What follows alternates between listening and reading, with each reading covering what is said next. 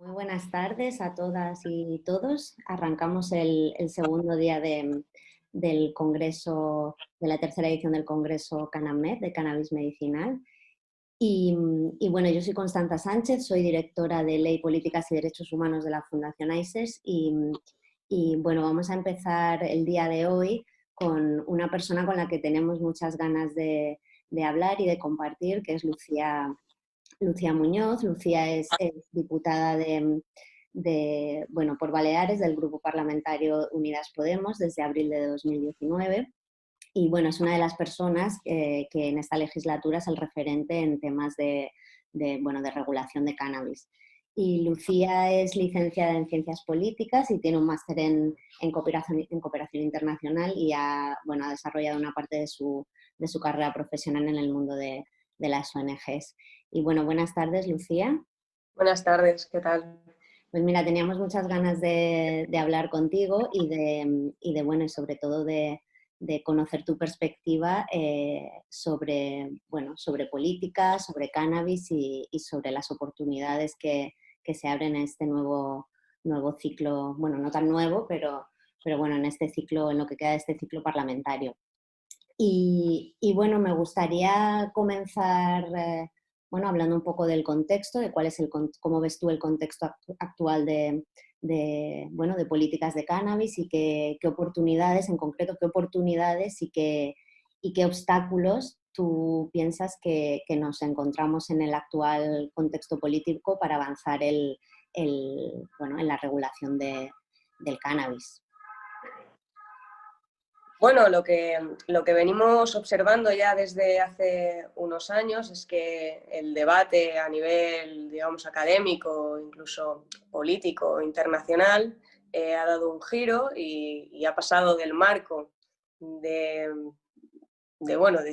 discusión de si mantener la prohibición o de si regular, hacia una cuestión que es qué tipo de regulación podemos llevar a cabo. Entonces, yo creo que esto es muy importante porque la discusión ahora es qué tipo de regulación queremos llevar a cabo y en este sentido, enfocarlo desde el punto de vista estrictamente económico es muy interesante porque, claro, desde ese punto de vista lo que vemos son unas externalidades negativas que se generan de un mercado ilícito de cannabis que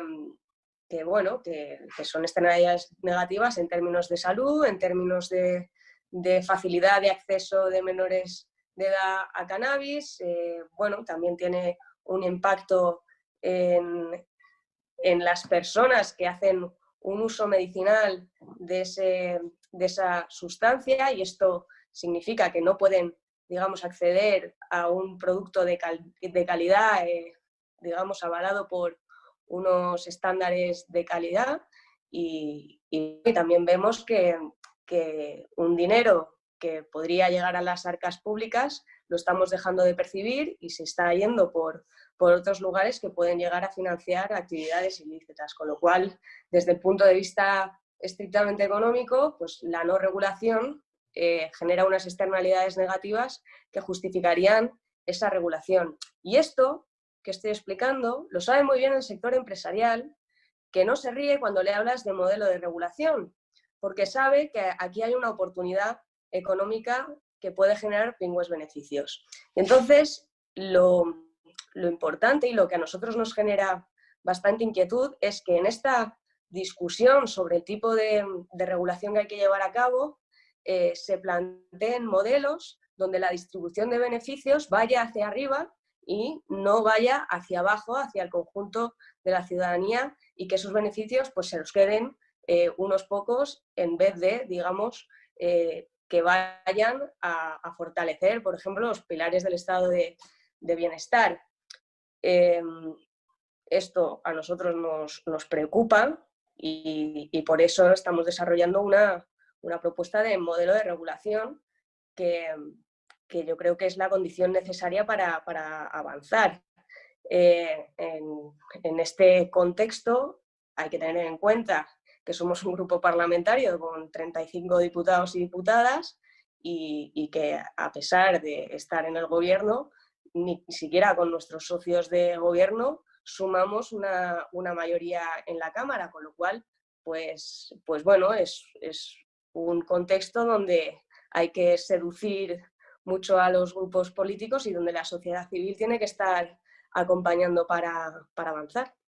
Y sí, precisamente sobre eso te quería también preguntar, porque digamos que tal y como tú lo has planteado, ¿no? Y el planteamiento de tu grupo parlamentario de Unidas Podemos es que ya no estamos, digamos, en un contexto en el que la pregunta sea si regular o no regular, sino que es más bien la pregunta ha cambiado, hace tiempo que ha cambiado y es cómo regulamos, ¿no? Entonces, en tu opinión, ¿el resto de grupos parlamentarios, o sea, se ubican también en este punto? Es decir, ¿qué partidos se muestran o qué grupos parlamentarios se están mostrando más favorables que sea abrir el debate, ¿no? Que a veces estamos todavía, ¿no?, en el punto de vamos a abrir un debate sobre esta.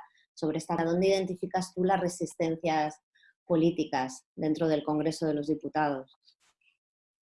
Bueno, yo creo que la predisposición al debate es un fundamento democrático y que, por lo tanto, los partidos de convicciones democráticas deberían estar abiertos a un debate que, que es de interés general y que la ciudadanía está mostrando bueno, que le interesa, ¿no? Que quiere saber más y que está esperando con bastantes expectativas a ver qué respuesta damos desde las instituciones a este tema. Yo creo que hay partidos de todo el espectro ideológico que han hecho pública su predisposición al debate, y yo creo que esto es síntoma del fracaso, de la ineficacia de las políticas prohibicionistas que no han alcanzado sus objetivos y de que, bueno, y de esa necesidad que tiene la ciudadanía de ver que hay un avance hacia la sensatez, ¿no? Y yo creo que esto en Podemos lo tenemos muy claro, que tenemos que dejar atrás el pasado prohibicionista y por ese motivo pues estamos intentando elaborar una propuesta seria para abordar este debate en serio.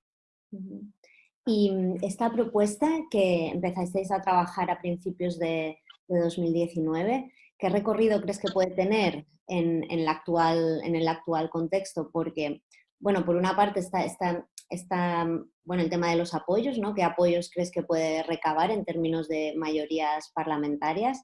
Y cuál es también vuestra hoja de ruta en el sentido de, o sea, cómo vais a terminar de elaborar este borrador, cómo vais, o sea, qué tenéis pensado para incluir las visiones de la sociedad civil o de otros gremios, no sé, estoy pensando pues en el colectivo de los médicos, en el colectivo de los farmacéuticos y esto también conecta con algo interesante, bueno, que digamos que has mencionado, que es, o sea, hablando de políticas de drogas, yo que también llevo unos cuantos años trabajando en este tema, ¿no? Que insistimos mucho desde la sociedad civil que las políticas sean basadas en evidencia, ¿no?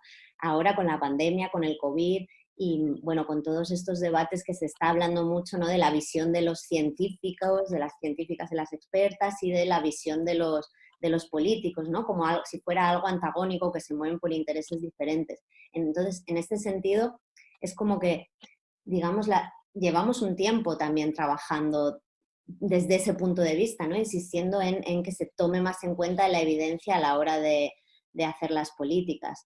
Entonces, bueno, te he preguntado varias cosas a la vez, pero un poco por saber en general tu visión sobre todo esto. Bueno, respecto a cómo se deberían diseñar las políticas públicas, yo como politóloga coincido completamente con esa idea de que tienen que estar basadas en la evidencia, ¿no? Y que de hecho tiene que haber un seguimiento y una evaluación de esas políticas para que se puedan ir mejorando. Respecto a cuál me parece, a la pregunta de que me hacía sobre cuál es el recorrido que podría tener esta propuesta, bueno, yo creo que el hecho de tener una propuesta, digamos, seria y que pueda resultar eficaz en esta legislatura, pues es la condición necesaria para que haya un avance. Creo que no es la condición suficiente, creo que hay más elementos que se tienen que dar para que salga adelante. Entonces, en ese sentido, yo no veo un recorrido lineal de esta ley donde se puedan, digamos, establecer unos plazos, ¿no? Yo sé que la ciudadanía también tiene mucho interés en saber cuándo, ¿no? Pero yo a esto no le veo un recorrido lineal, lo veo más como un laberinto y creo que nos vamos a chocar contra muchos muros, pero eso no significa que no haya una salida y que podamos avanzar. Uh-huh, uh-huh. Y también un poco en la línea de cómo están las cosas en este momento en el Estado español en relación al cannabis, ¿tú crees que, digamos, que tiene cabida en este contexto avanzar o empezar por un programa de acceso al cannabis medicinal y después dejar paso a una regulación integral? O sea, en este sentido, ¿os habéis planteado cómo podría ser esta transición entre este contexto de no regulación a un contexto de mayor regulación? O sea, en un sentido gradual. Uh-huh. Bueno, yo creo que todas y todos entendemos que en este contexto el Ministerio de Sanidad pues, no tiene fácil asumir nuevos retos. Hasta donde yo sé, ni la Conferencia Única del 61 ni la Ley de Estupefacientes franquista impiden que se pueda desarrollar un programa de acceso medicinal. Ahora bien, o sea, no nos confundamos, un programa tampoco, digamos, libra a los pacientes de una inseguridad jurídica derivada de la falta de regulación. El marco legal en términos penales y en términos administrativos es el que es y un programa de acceso medicinal no va a solucionar el problema. Por tanto, al contrario de lo que se podría pensar, yo creo que el momento en el que nos encontramos de reconstrucción del país, en el que tenemos que encontrar pues, soluciones innovadoras a esta crisis sin precedentes, pues lo que tiene cabida no es tanto un nuevo reto para el Ministerio de Sanidad, sino un reto de país que implica pues una serie de propuestas para reactivar la economía, para generar empleo, para, digamos, generar ingresos públicos, y yo creo que nuestra propuesta de regulación va en ese sentido, porque, insisto, la regulación del cannabis para nosotros no es un reto que deba asumir el Ministerio de Sanidad, sino que es un reto de país. Uh-huh. Y entonces, ¿tú crees que precisamente este contexto de pandemia y de este discurso, ¿no? Esta narrativa de reconstrucción nacional, ¿tú crees que es positiva para avanzar la regulación o más bien puede pasar que pase como ha pasado en muchas otras ocasiones, o bueno, como ha pasado siempre realmente, que no es un tema prioritario, es un tema en el que no se quiere, ¿no? Que digamos que la clase política no quiere desgastarse, digamos, de alguna manera? Bueno, yo creo que el impacto económico y recaudatorio que puede tener una regulación de cannabis es, en este contexto, es algo a considerar, y me parecería una negligencia por parte de los responsables políticos que este tema no se abordara de una manera seria, porque, insisto, el sector empresarial a esto no le hace gracia, te mira muy atento y te mira muy en serio porque está viendo aquí una oportunidad económica. Creo que los responsables políticos tenemos la responsabilidad, valga la redundancia, de afrontar el debate y de afrontar el tema y hacer propuestas serias. Uh-huh. O sea, que tú crees que más bien puede pasar lo contrario, ¿no? Que en el contexto actual se pueda impulsar y que no haya tanto miedo de asumir ese coste político que yo, por ejemplo, creo que, o sea, que pasaría como tantas otras, ¿no? Tantos otros temas. Estoy pensando en la exhumación de Franco, ¿no? Que parecía que iba, ¿no? a caerse el país y luego en un par de semanas ya no se volvió a hablar del tema, ¿no? Yo creo que con el cannabis podría pasar algo así, que en realidad el coste político que tienen, ¿no? Del que tienen miedo muchos políticos, no sería tal realmente no sería, Yo ¿no? creo que en cuanto empezáramos a ver cómo se crean empleos y cómo empezáramos a ingresar a las arcas del Estado, creo que a todos se nos pasaría el susto. Sí. Es que estamos hablando de una cosa que ha hecho un país del G7 como Canadá o que han hecho países como varios miembros de los Estados Unidos, ¿no? O sea, no estamos hablando de una idea, digamos, Y que que ya no no es se un haya hecho ya. Sí, sí, sí, sí. Y por pasar un poco, o sea, digamos, por dejar de hablar de la clase política, hablar un poco más de lo que nos compete a nosotros, estoy pensando, ¿no? Como sociedad civil, ¿no?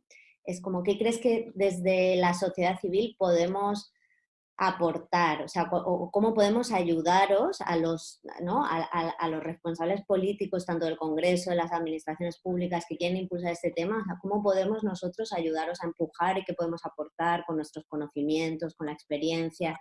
O sea, ¿qué podemos hacer? O sea, en la responsabilidad que nos toca, ¿no? También, que quizá a veces demandamos, o sea, siempre estamos pendientes de lo que no hacen los representantes y muchas veces hay una parte, ¿no? Un margen de acción que nosotros tenemos la responsabilidad de impulsar, ¿no? ¿Cómo crees que se podría crear ahí un nexo interesante para que ya lo hay en cierto modo, ¿no?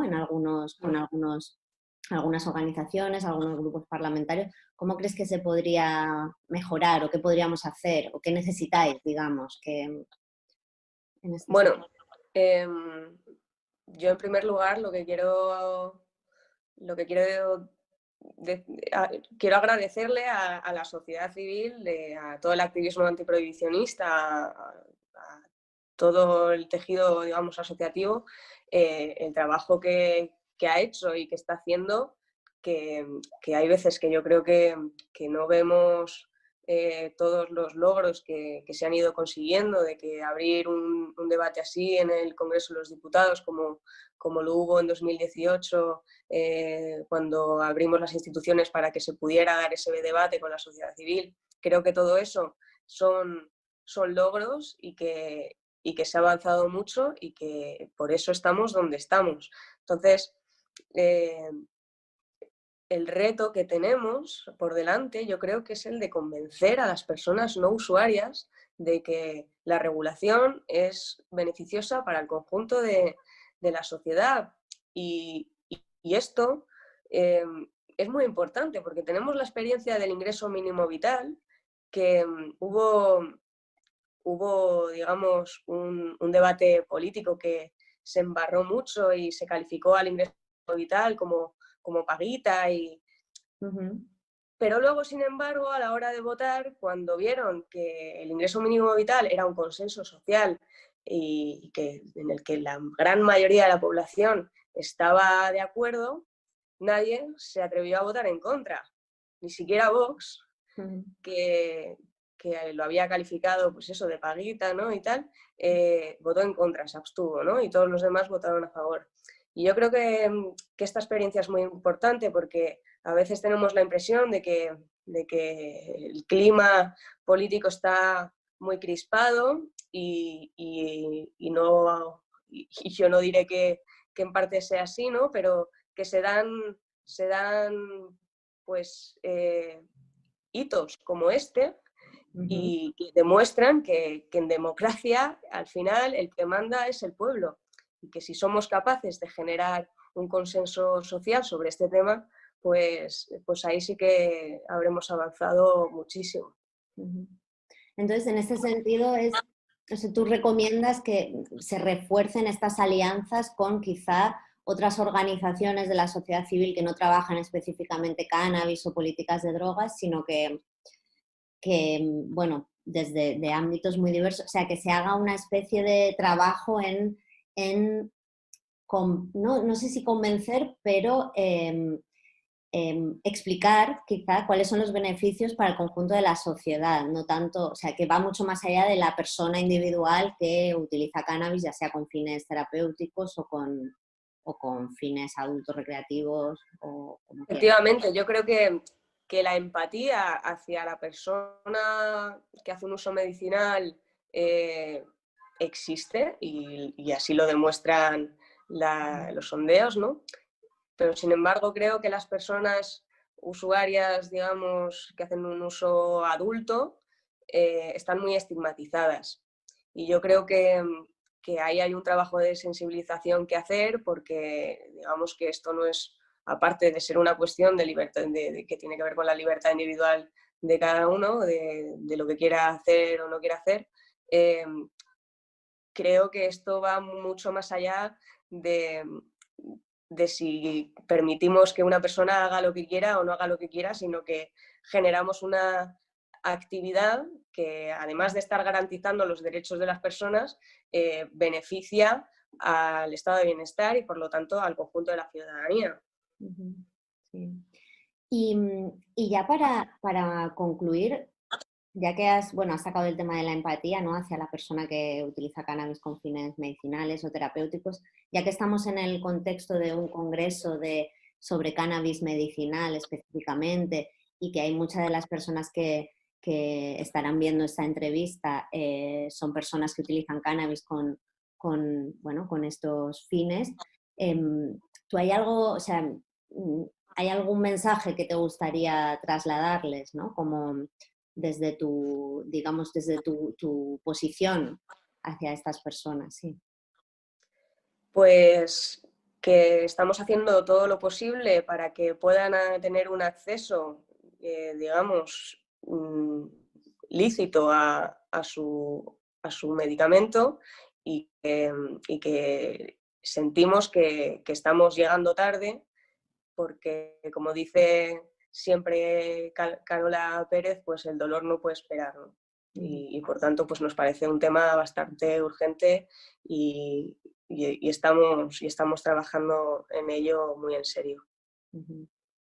Bueno, pues ya casi se nos ha agotado el tiempo, Lucía, ha pasado muy rápido. Así que, bueno, desde Acer sí te queremos agradecer mucho por tu tiempo, por aceptar participar en este espacio y te deseamos, o sea, nos ponemos a tu disposición, tanto nosotros como, el resto de la sociedad civil que trabajamos en este ámbito y esperamos que os deseamos, digamos, la mejor de las suertes porque, vuestros éxitos será el éxito, ¿no? Como se suele decir, será el éxito de todo este movimiento y este sector de la sociedad civil que estamos trabajando por avanzar en esta regulación del cannabis. Así que, muchísimas gracias y Muchísimas gracias a vosotros y vosotras.